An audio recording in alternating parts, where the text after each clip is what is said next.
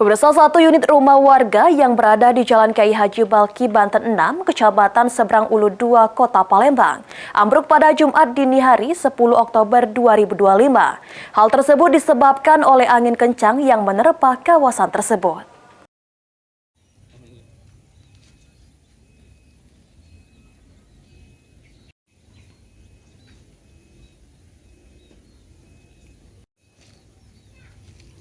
Sebuah rumah kayu yang berlokasi di Jalan Kiai Haji Balki, Banten 6, Gang Weluwis 1, Kelurahan 16 Ulu, Kecamatan Seberang Ulu 2, Kota Palembang ambruk sebagian setelah diterpa angin kencang pada Jumat dini hari 10 Oktober 2025 sekitar pukul 00.30 waktu Indonesia Barat.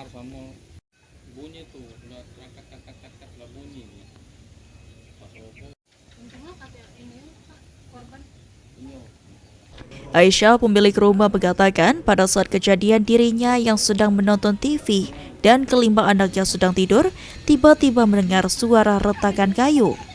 Tidak lama berselang, rumah tersebut langsung ambruk.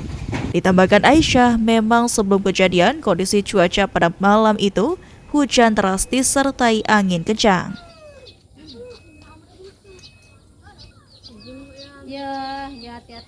Aisyah juga tak menyangka jika rumah yang telah dihuninya selama kurang lebih 6 tahun ini akan ambruk. Beruntung dalam peristiwa ini tidak ada korban jiwa, namun kerusakan parah membuat rumah tersebut kini tidak dapat dihuni lagi. Ibu lagi duduk di posisi ini, kalau anak yang gadis sama kecil tidur di sini di kamar ya. Nah, yang kami sama anak nomor 2, nomor 5 lagi nonton TV lah, Dek. TV. Begitu ambruk ya, alhamdulillahnya belum tidur Ibu Cetuna. Jadi bisa gancang narik anak. Kalau Ibu sudah tidur ya tidak tahu lah itu ya.